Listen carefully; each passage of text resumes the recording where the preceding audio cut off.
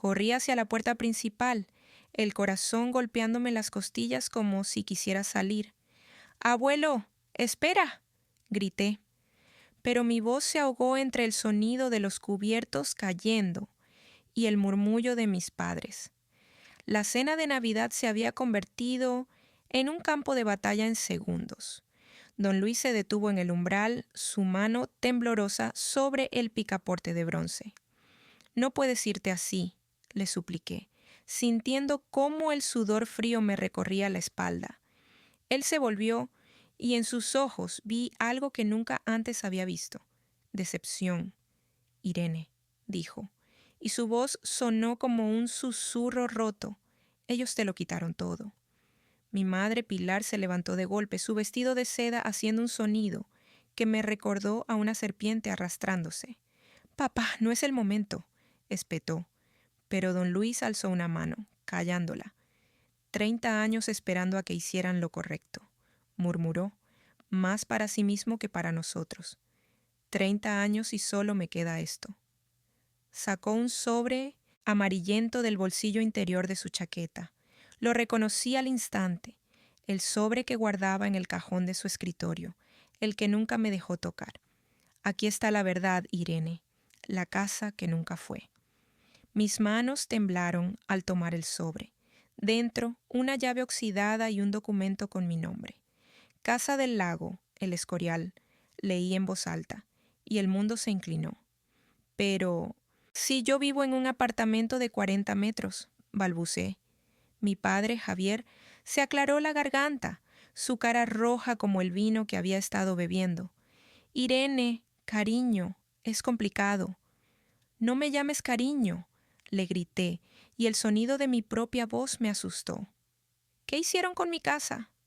¿Con mi dinero?». Don Luis apoyó una mano en mi hombro. «Ellos vendieron la casa hace 7 años», dijo, y cada palabra fue un puñal. «Usaron el dinero para pagar sus deudas, las que hicieron con sus viajes, sus coches, sus mentiras». Miré a mis padres buscando alguna explicación, algún atisbo de arrepentimiento, pero solo vi sus caras endurecidas, como máscaras. «Irene, escúchanos», intentó mi madre, pero ya no quería escuchar. «¿Cuánto?», pregunté, y mi voz sonó extraña, como si viniera de muy lejos. «¿Cuánto valía la casa?». Don Luis apretó los labios. 300.000 euros. El aire se me escapó de los pulmones. 300.000 euros. Suficiente para pagar mi carrera, mi apartamento, mis deudas. Suficiente para no haber comido pan duro durante meses. «Y ustedes se lo quedaron», dije mirando a mis padres. «Todo este tiempo mientras yo luchaba, ustedes...». No pude terminar la frase. Don Luis me tomó de la mano. «Vámonos», dijo. «Ahora». Y, sin mirar atrás, salí de esa casa por primera vez en años, sintiendo que aunque todo se desmoronaba, al menos ya no estaba sola. El taxi se detuvo frente a mi edificio, y al bajar sentí como el frío de Madrid se colaba por mi abrigo raído. «Aquí es donde vives, Irene», dijo don Luis, y su voz sonó como si cada palabra le doliera. Subimos las escaleras en silencio, el olor a humedad y a comida barata impregnando el aire. «Lo siento, abuelo», murmuré al abrir la puerta de mi apartamento. «No es gran cosa». Él entró y vi cómo sus ojos se llenaban de algo que no supe nombrar. «Dios mío», susurró, pasando los dedos por la pared agrietada. «¿Y la calefacción?». «A veces funciona», mentí, encendiendo la pequeña estufa que siempre amenazaba con incendiar el lugar. Don Luis se acercó a la ventana, mirando el patio interior donde colgaba la ropa de los vecinos. «Irene», dijo, y su voz tembló, «esto no es vida». Me senté en el sofá, el mismo que compré en un Kempe rastrillo, y sentí como las lágrimas quemaban. «Lo sé», admití, «pero es lo que hay». Él se acercó y se sentó a mi lado, el peso de su cuerpo haciendo crujir los muelles viejos. «No, Irene», dijo, sacando un pañuelo para secarme las mejillas. «Esto no es lo que hay, esto es lo que ellos te dejaron». Y entonces sacó su teléfono.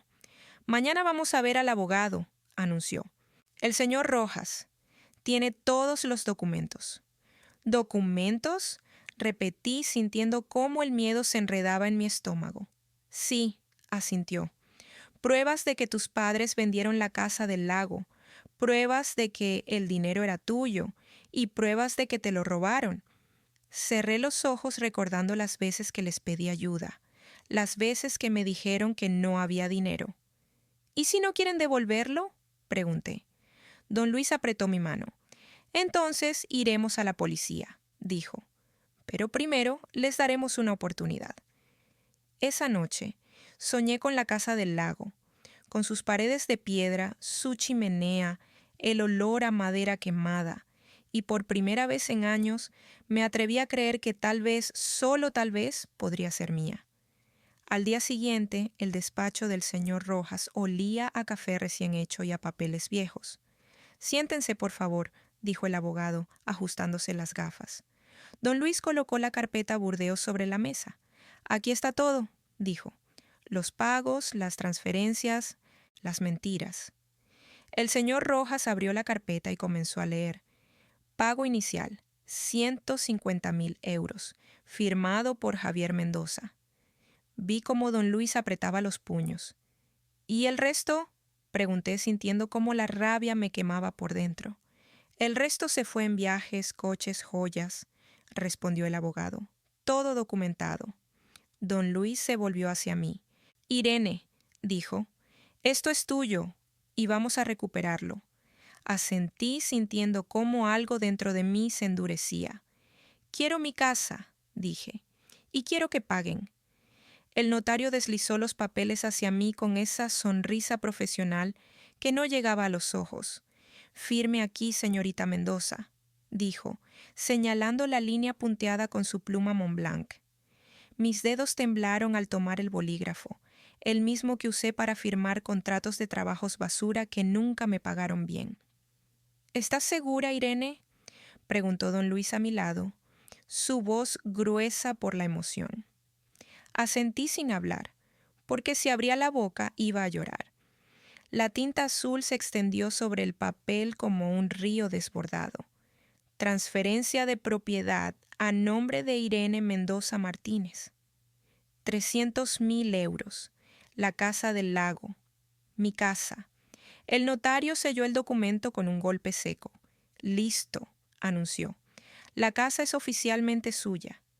Don Luis exhaló como si hubiera estado conteniendo la respiración durante años. Lo logramos, abuelo, susurré, y esta vez las lágrimas sí cayeron, calientes y rápidas. Él me abrazó y por primera vez en meses sentí que el peso sobre mis hombros se aligeraba. Esto es solo el principio, murmuró en mi pelo. Ahora viene lo mejor. Pero cuando salimos a la calle, el mundo seguía girando como si nada hubiera cambiado. La gente pasaba a nuestro lado con prisa. Los coches pitaban. Un niño lloraba en una tienda. ¿Y ahora qué?, le pregunté a don Luis, sintiendo cómo el pánico me subía por la garganta. Él se detuvo y me tomó de las manos. Ahora vivimos, dijo. Ahora construyes la vida que siempre mereciste. El viaje a El Escorial fue en silencio. Cada curva de la carretera me acercaba a algo que ni siquiera sabía que había perdido. Cuando el lago apareció entre los árboles, el sol brillando sobre el agua como miles de monedas de oro, sentí que el aire se me atascaba en los pulmones. Ahí está, dijo don Luis, señalando la casa de piedra con su tejado de pizarra. Las ventanas estaban cerradas, el jardín cubierto de maleza, pero incluso así era hermosa. «Es tuya», repitió, como si no pudiera creerlo tampoco. Bajé del coche con las piernas temblorosas. La llave en mi mano pesaba más que cualquier cosa que hubiera sostenido antes. «¿Y si no es como la recordaba?», le pregunté a don Luis, porque de repente el miedo me paralizaba. «¿Y si está llena de fantasmas?». Él me puso la mano en el hombro. «Entonces la llenarás de vida», dijo. «Eso es lo que hacemos con las cosas rotas, Irene. Las arreglamos». La llave giró en la cerradura con un crujido oxidado. El olor a cerrado y a madera vieja me envolvió cuando empujé la puerta. Polvo danzaba en los rayos de sol que entraban por las ventanas sucias. Pasé los dedos por la repisa de la chimenea, imaginando las noches de invierno que podría pasar aquí, el crepitar del fuego, el chocolate caliente. «Puedo pintar las paredes de blanco», dije en voz alta, como si el simple hecho de decirlas hiciera que las ideas cobraran vida. «Y pondré estanterías aquí, para mis libros de diseño, y una mesa grande en la cocina, para invitarse amigos». Don Luis se quedó en el umbral, observándome con ojos brillantes.